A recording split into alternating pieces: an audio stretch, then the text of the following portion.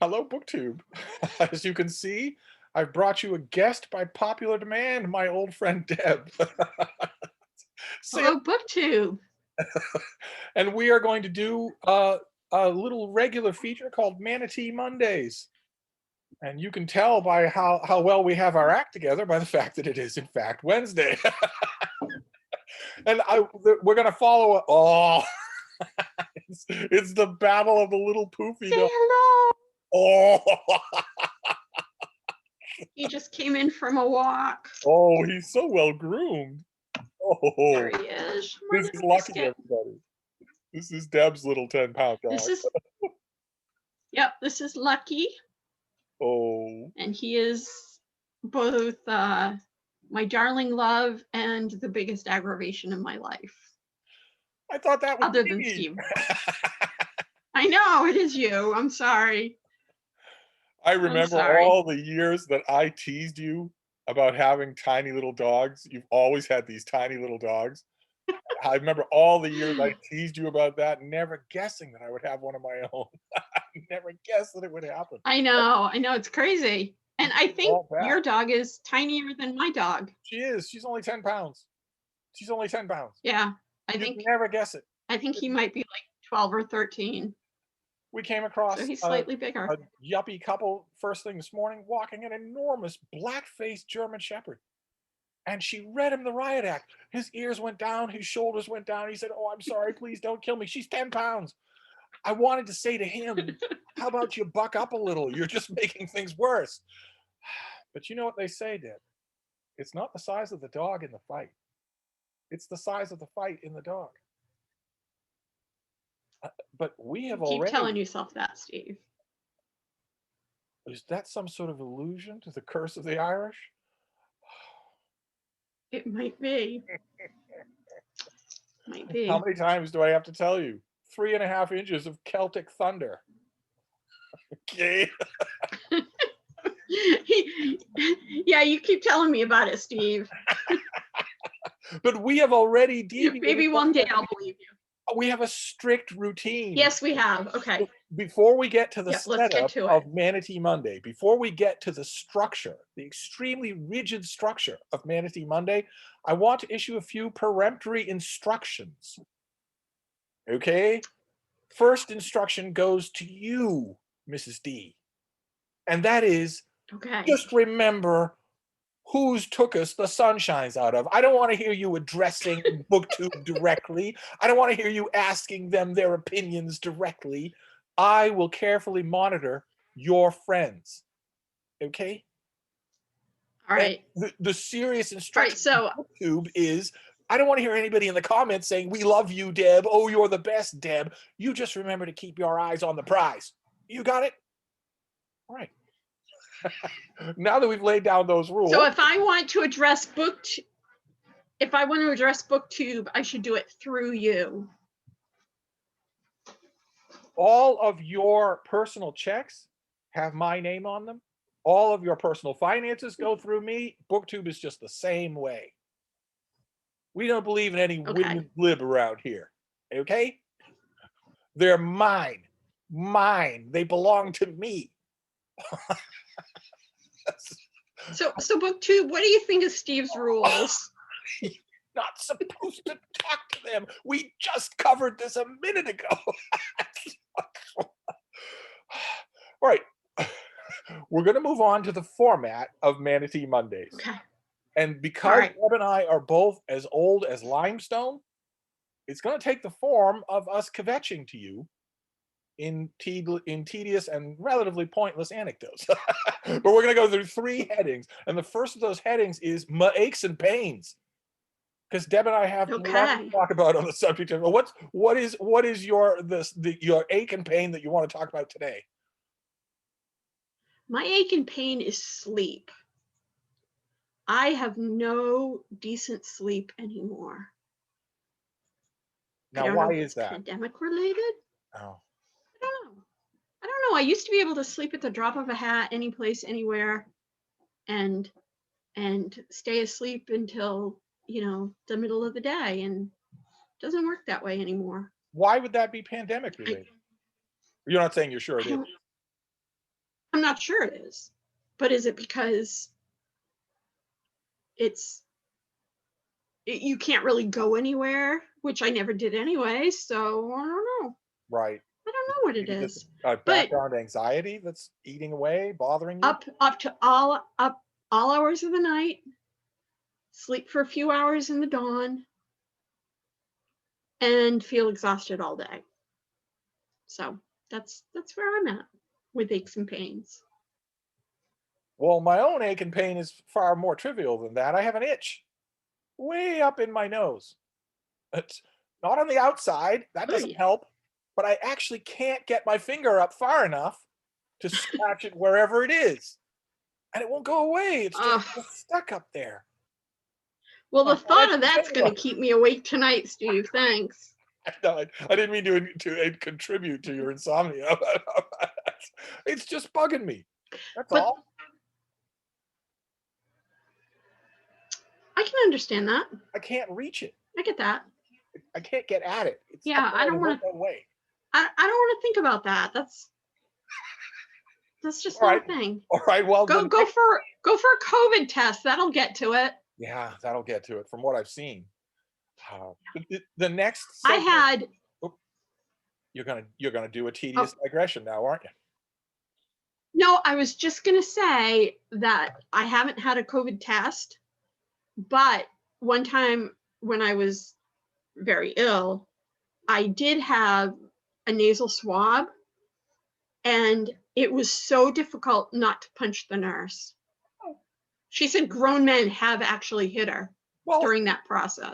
I've had it too, and it does feel personal. It feels like they're doing more than they should.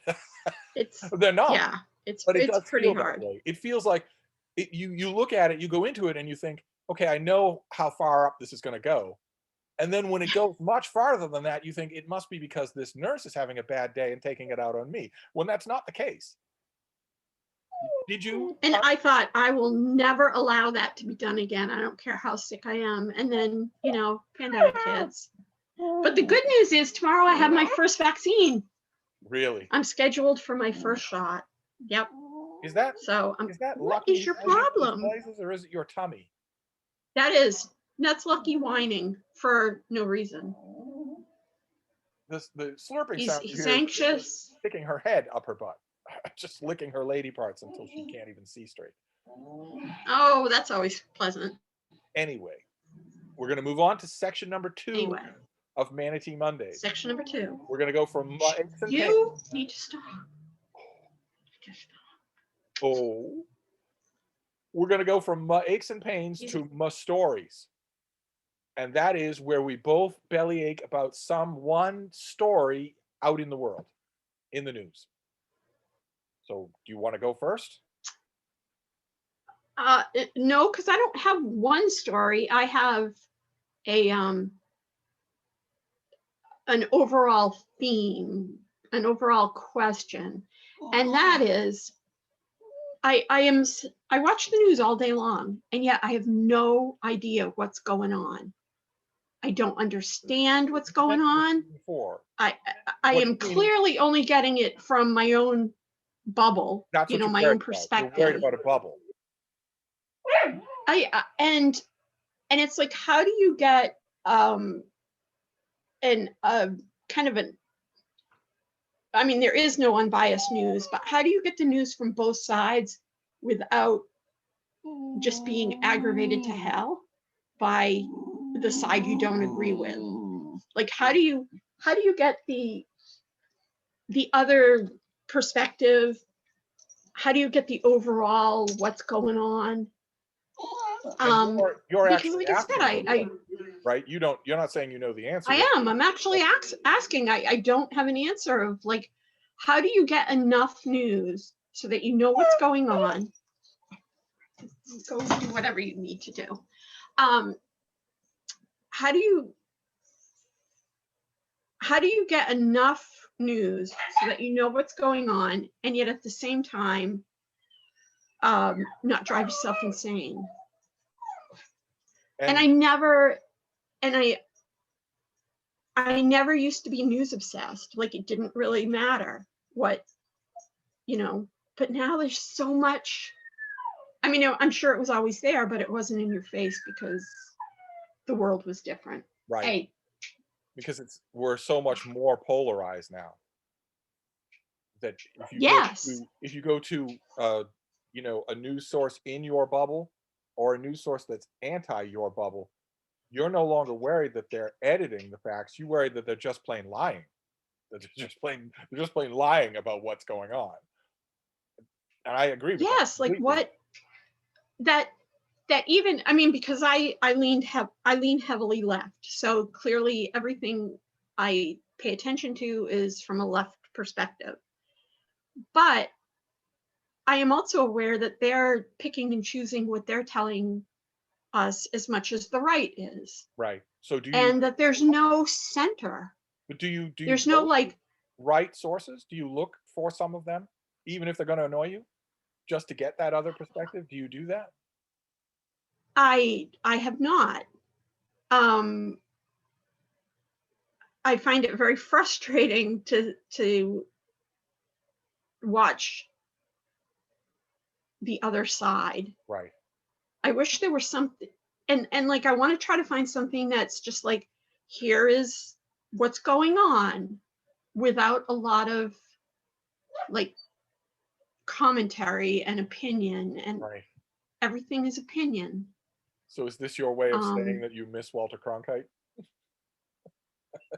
I certainly do. yeah, I kind of do. Where I kind of miss you went about your day everyone without kind. being crazy. You weren't crazy all day. You were thinking about the things you were doing, the people you knew, the books you were reading. And then at 6 o'clock, Walter Cronkite told you the news. Told you what was going on. Yeah, said that's the way it was. And it never even crossed your mind that he was in a bubble. Instead, that was just the news. And then you were done. And then Right. you could turn, when he was done, you could turn him off and you could go back to living your own life. Instead of now we're all at a news desk all day long trying to sift what's going on and who knows what and why. Right. And And it, clearly things like Dr. Seuss and Mr. Potato Head and Meghan Markle are all interesting. So those are the things that get like called to the forefront. right, And then a lot of important things that are going on, you have to really dig for. And that's what I don't know how to do. right. And the important things could also be filtered through bubbles and you wouldn't know. That is also true. And it's no longer just Mr. Potato Head, it's literally life and death. How are we to know, as members of just the informed public, for instance, how are we to know, is like even the question is taboo, and yet how good actually is the clinical evidence that mask wearing is effective in preventing the contraction of COVID-19 when you're outside? We are all told to wear, in Massachusetts, the law to wear a mask when you're outside. Is there actual clinical Right. evidence that this virus can transmit outside? Well, The and emergency room doctors have been saying for a year that if you are in unprotected, prolonged contact with someone who's shedding the virus, in other words, indoors when neither one of you has a mask, you will catch it. But otherwise, no. Frontline virologists have been saying that for a year. But to even ask the question now is to make a political stand. I don't have a dog in the fight either way. I don't care. I want to know what the fact is. And there are political camps now on that very yeah, question where yeah. you're not allowed to ask it. Same thing with the question of these COVID variants that are popping up all over the world. How dangerous are they? You know, how dangerous are they? Are we going to need a whole barrage of new vaccines to deal with them? Those aren't just a question of culture war. Those can affect your daily life. I'm sorry, my dog is so whiny. He's I don't know. adorable. My I always forget how adorable. housemate just left, and I think he is upset about that. I always forget how adorable he is. He I hear wants you, his people around. but you're his people. He he thinks anyone he lives with is his people. Well, I want to give my story before we move on. Yes, please. Yours is really an open question Yeah. to Yeah. everybody who's watching. How do you figure out the news? That's a really good question. In the 21st century, we have more information and less knowledge than ever before. So that's a really good question. Yeah. Once again, Yeah. my own entry for this segment is far more trivial. It's far sillier. Go for it, because I could use some trivial things. The thing that's bothering me out in the world of stories today is Hmm. I would really like it if Joe Biden were a little bit more careful. I'm constantly reading stories about hairline fractures or minor injuries that he's in. I wish that the people Oh, of you mean physically careful yes, physically of, careful. He's like 150 years old and he's made of cut glass. I would like it if he was physically more careful. I don't want, he's old and infirm as it is. He gave an interview during the campaign where, in the course of the interview, one of his eyes filled up with blood. yes, saw So I that. want Oh, him that to was during a debate. yeah, I want him to be extra careful. And I want Right. people around him to wrap him in saran wrap. So if Joe says to his wife or to one of his assistants or to his vice president, hey, I feel like going out onto the White House lawn and playing around with the dogs, they should stop him from doing that. Oh, They say that might yes. not be a good idea. They should stop him from doing it. I would like to, my story is that I'd like to go a week without reading about Joe Biden experiencing a hairline fracture of something or other. Could he be more careful with himself? That's all. Which is a drastic change, I admit, from the previous 4 years when in every news cycle, I was kind of wishing that the president of the United States would stand up extra tall as he approached the whirling helicopter blades of Air Force One. I wanted him to stand up extra tall when that was happening. I always hoped that I would see that, and I never did. So now I have the exact opposite feeling. I would like the president to be a little bit more careful so that he's not constantly hurting himself. Anyway, that's my story. It's very trivial compared to yours. I would agree. I would agree that I mean, I he's hope our he age. He's he got to is act our careful. age. If if anyway, now we'll move on to the final part, the only part that anybody watching is Yes. going to care about, and that's my books, where we talk about books. But All right. we are not going to talk about books the way you and I did for 15 years while we were being paid to work in a bookstore, which is endlessly just rolling on and on. We are going to cut this off at 30 minutes. So Okay. our book talk is going to be controlled. So do you have a couple of book things that you want to talk about? Just a couple. I do. So I have been in a book slump for quite some time. And one of the problems is not that I don't read or that I don't want to read. It's that I start something, I set it down, I start something, I set it down. I can't commit to a book. There are too many choices. My bookshelves are bending under the weight of books. There are just too many choices. I start a book, I look up and I see something else and I want to read that. So what I did, because this is Mystery March, I picked 10 books, 10 mystery books randomly off my shelf. And then I told my nephew to pick which one I would read. So I sent him a picture of all 10 books and I said, just pick one for me. And so he doesn't necessarily know what they're about or anything about, anything about the authors or the topics or whatever. He just randomly picked one that he thought looked good off the list. And based on the cover, I think, and probably probably the time period, which is Medicus. And it's the British version, I think, of the book. Because I don't think the American version has the disappearing dancing girls as part of the title. I Yeah, I don't don't think believe. it is. And this is a British publisher, so it's Penguin, but it's British Penguin. And I think he picked it because of the Romans. I think he really likes the Romans, and so I'm guessing that was why he picked it. Maybe he's just into dancing girls. I don't know, but so I'm about halfway through that, and I'm super enjoying it. Okay, So but I what think made this the is a good difference? plan What made the difference, though? Because you've been halfway through because other I books too committed. and then abandoned them. Are you're sticking with this one because of your nephew? Yes, because he chose it. because he said, you know, I want a book report about it on Friday. And the fact that he told me this is what I'm going to read. I've done this with you before too, with the Steve Donahue reading list. Yeah, I just don't Of understand like just it. That's all. I mean, if you were halfway through one of those books that you abandoned and it was doing its job, why wouldn't that be enough? it must be something in my brain that says I've committed to this. I've told someone I'm going to read this, and so I'm going to read it. It's not my choice anymore Right. It's not my to choice anymore. Do you think to that's why book clubs are so popular?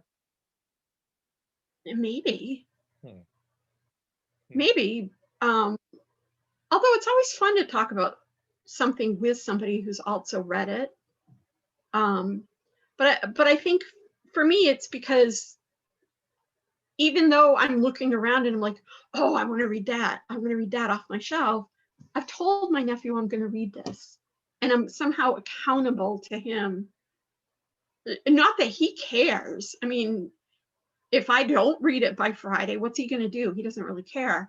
But it's just that there's a timeline, there's a commitment, Now, and is that helps me focus on it the more. the pattern that you had before, where you would pick a book, you would start it, and then you would drop it in favor of something else, did that get Mm-hmm. worse because of pandemic? Because of isolation? Or is that, I mean, you've always had a problem like that, but has that been worse? I've always had a problem like that. But I think I think has gotten worse because I've been paying more attention to the news, watching the news under the last presidency, like you couldn't turn away. And No, you couldn't turn and away. You that kept took a, wondering every day, how bad can this get? Will he sign some well, sort of and that bad feeling of, law? Will he appoint some sort of bad person? Wildest possible imagination. When I was thinking that, I never thought, will he incite a violent insurrection to overthrow the United States government and execute his own vice president? That never really crossed my mind. Instead, but you couldn't turn yeah. away. You're right. Yeah, I didn't think if you had asked me in 2016, I would have told you, yeah, it's going to be bad, but I wasn't thinking it was going to be to the point where you'd be worrying about murder on Capitol Hill, Yeah, other than a a Margaret gallows Truman with a book. noose hanging off it. An Yeah, actual that's gallows with an crazy. actual working noose hanging off a portico of the Capitol building with the dome of the Capitol in the background. But when you wake up every morning and your first thought is, "Oh my God, what has happened since I went to bed? You know, what has he done this, you know, since yesterday?" And then you turn on the news and then you're obsessed all day long with the news cycle. It kind of makes it difficult to tear yourself away to sit down and read something. So this is helping. Or The fact that you're it's, accountable to your nephew is helping. And you're enjoying Medicus? yeah, You said you're enjoying I Medicus? am. It's a pretty good series. I am enjoying it. I'm about halfway through, I would say. Um, So do you have and another then I've got, and then I'll, huh? do you have Sorry. another bookish thing? Um, the other thing I just want to ask is if anyone has read this book, it's A little teeny higher? tiny. Lift it up a The little author's higher? last name is S.E. Huh? Lift it up a little higher. There you go. There you go. You want to see the whole The thing? Governesses. And the author's last name is Serre. It's a translation from French, so I'm not quite certain how that's pronounced, how her name's pronounced. But it's very tiny. It's only 108 pages. I just want to know if anyone's read it, what their thoughts are. Is that a library You book? see, you ask BookTube if they've read it and what their thoughts are. Since Pretty sure they're going to ignore my instructions. Everybody at the bookstore always did. So I'm pretty sure they're just going to pretend that I didn't say anything. I was constantly dumbfounded by the cult of personality you developed among the cute young things in the cafe at the bookstore. When they had I this, was also dumbfounded by it. they had all this, and yet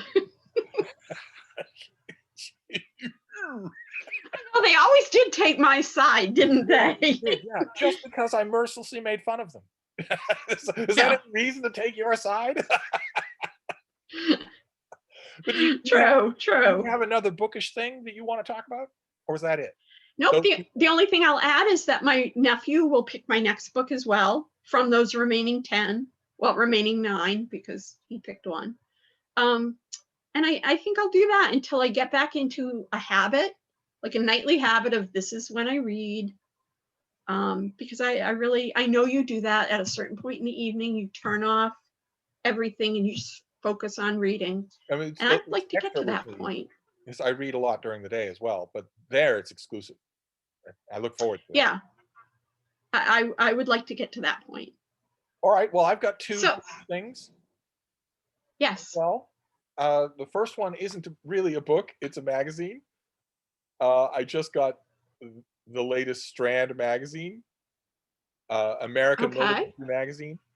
The main attraction there is a previously unpublished Shirley Jackson story that wasn't really very good. I love Shirley Jackson, Yeah, right? well, this is it's a I think the main reason that they did it was to advertise the new Library of America box set of Shirley Jackson stories, uh, Oh, which, wow. which I'll be happy to get for you if you want, since you're a Yes, bigger fan of her than please. I am. But Yes, please. I love her. the thing that I wanted to note about this is kind of interesting in a bookish way, because the very first story in this magazine is let's see here.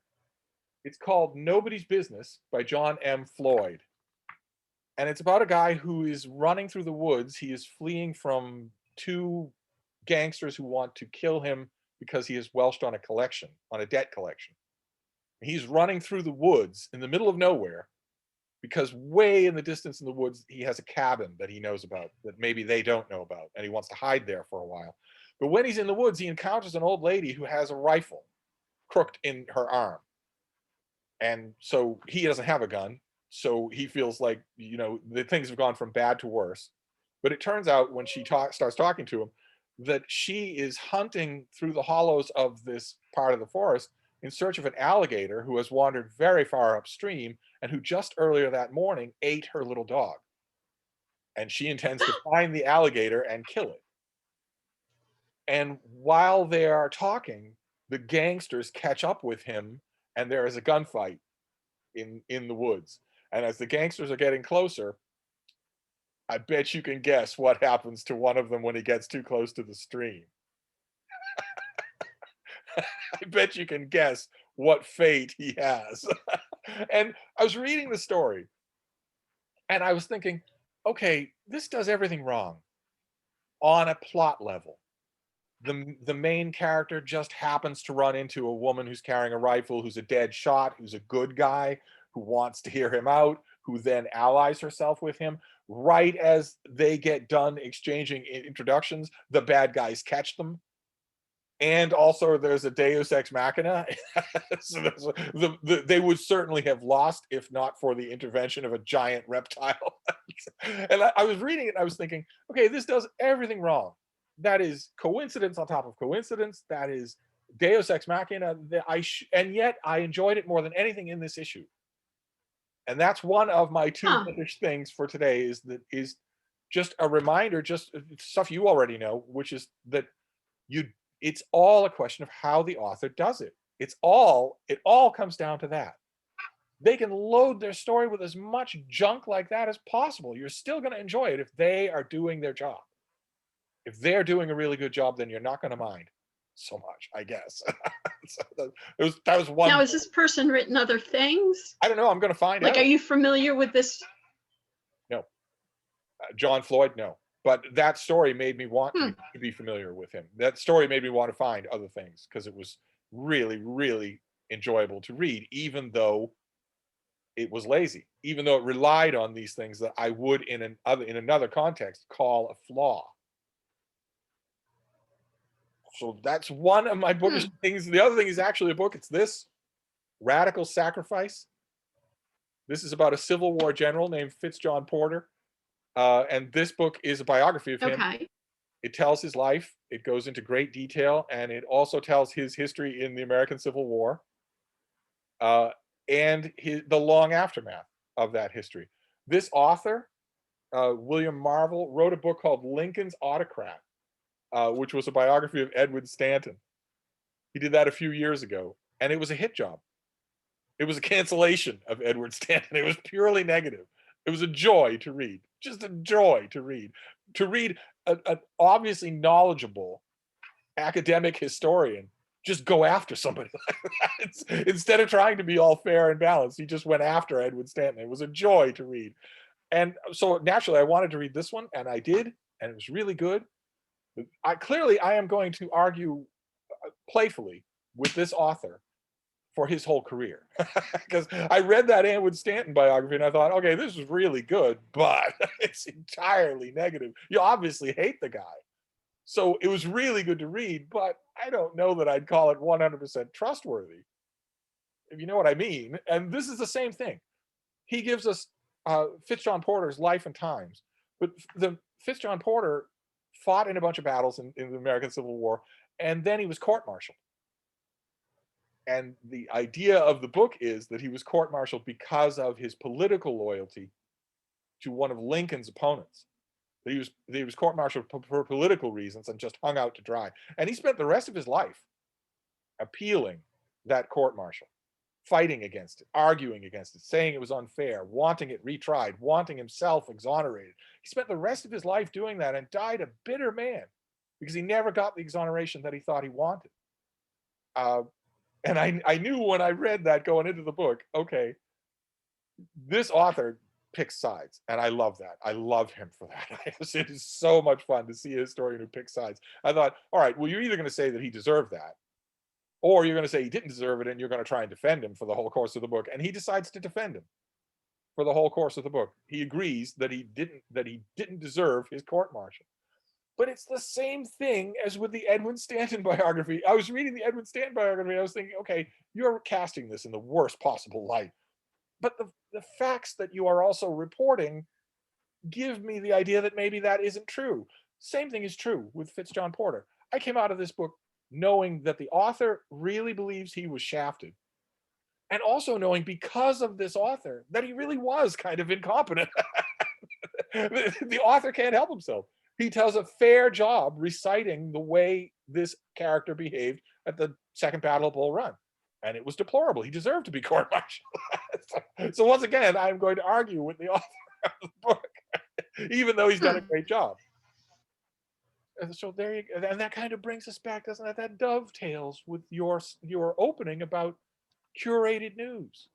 Yes, I was just thinking that. Is it kind of ties in with how information is presented and biases. Yeah, I just want to stress that we never said that my book news had to be interesting. Right? We never said that. We never stipulated that I had to be interesting. It just happens to be the latest things. That's all on my bookish mind. It's on your mind. But that is going to wrap up Manatee Mondays, our very first one. And so we're going to try another Manatee Monday. I had a thought on that very subject. Since our inaugural Manatee Monday was on a Wednesday, I don't see any reason why we can't do one of these whenever we feel like it. Okay. So Manatee Monday could be any day. They won't know when to prepare themselves. We will so they should continue to check back on your channel because it could be any day. It's the same way that the kids were at Barnes and Noble. They never knew when you and I were both going to be there and on our game, and that would be bad. That would be really bad. For a whole number of reasons, that would be really bad. They never knew when that was going to happen. Although they seem to be less preparation for you than for me, just because you were nice to me. Nice and friendly. Yeah. I was plenty friendly. You know, management never knew when it was going to happen either. That's true. They didn't know. These two weird old coots. They didn't know. I maintain what I have told you all the time, which is that the silver bullet was that no matter what they did or did not understand, they saw how we were with customers. And there was nothing they could do about that. They knew that we were better with customers than they were. and then that we were better with customers than anybody on the staff. So they had to let us get away with a whole lot of crap. At least that's my Well, you story. know, when most of your staff doesn't read, that can always be a problem too. Yeah. Yeah. Yeah, especially in those old pre-internet days, when the customer would come in with their little slip of paper, I jotted this down or I pulled this out of the New York Times. What can you tell me about it? Do you have it? Is it selling well? Have you read it? That sort of thing. Think about all the colleagues we had, young and old, who just didn't read. They just, I Well, always and wanted to ask them why. Hmm? the first bookstore I ever worked in was pre-computer, and you just knew what was on the shelf. Yeah. Or what was likely to be on the shelf. I mean, like, you may go to the shelf and it might have sold, but you know, you had an idea of whether or not you carried it. And I got my first bookstore job because I used to go in all the time as a shopper. I used to go there, but like maybe 3 times a week. And I would only buy something probably once a month because I was fairly young and didn't have any money.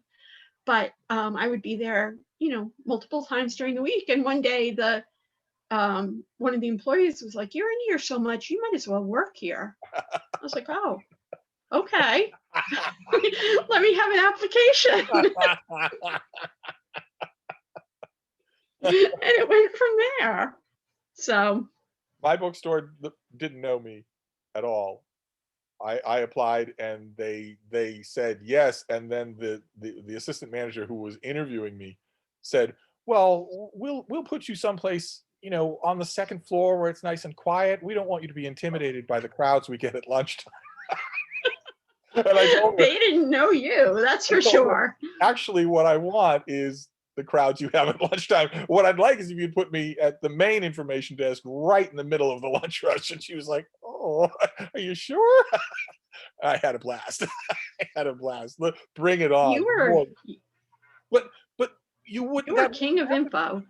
Well, but think about all the stuff that we were asked that nobody needs to ask anymore, right? Because the customer now has everything at their fingertips. I forgot how many times customers come up to my information desk and say, "Hey, I just saw in the news that so and so just won the Nobel Prize for Literature, and I'm wondering who won last year and also the year before that." You know, and that wasn't, you didn't have that at your fingertips right there at your desk. There was no internet. Yeah, you had to remember stuff. They went to And bookstores. I remember there was a point, I think probably when I was in high school, that I thought, you know what? Every book I read from now on, I'm going to memorize the author's name. Like before that, the author didn't really matter to me. Like I wasn't aware of it as being an important thing.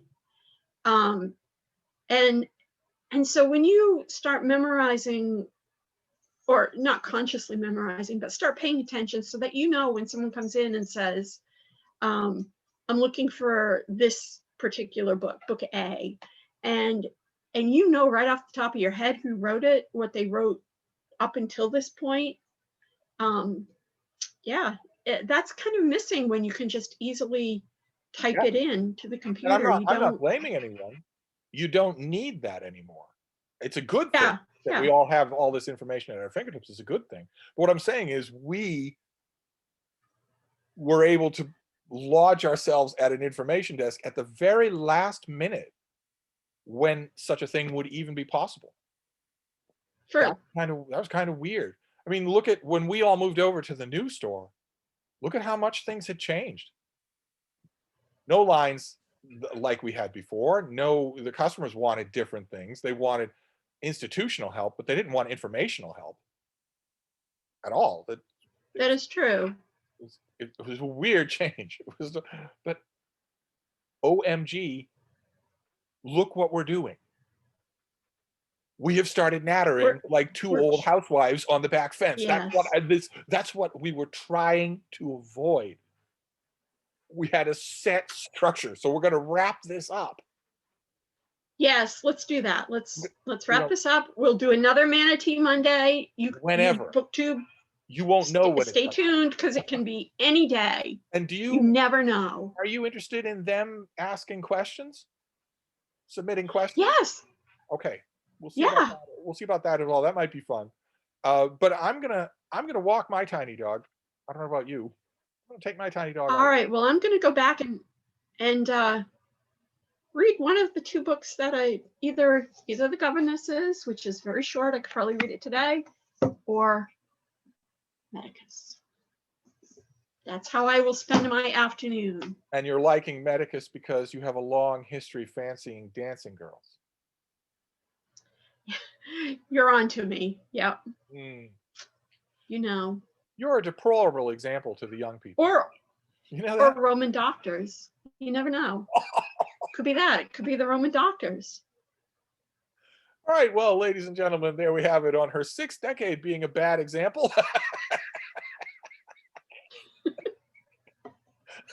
Neither one of us. Steve, it was a pleasure. Booktube, it was a pleasure. You're not supposed to talk to them. You're not supposed to make direct eye contact with them. They're mine. They belong to me, not you. Steve, please tell Booktube that I love them and they're delightful. I might tell them that, or I might not. You don't know. I don't know. You're right. Don't you snicker at me. Anyway, I'm going to wrap this up. We'll do this again. All right. It was good talking to you, Steve. This little boy. Maybe someday we can do it in person once again. At least we have the technology. True. At least we have this. Anyway, you started us on another tangent. Okay, I'm sorry. My final word has been said.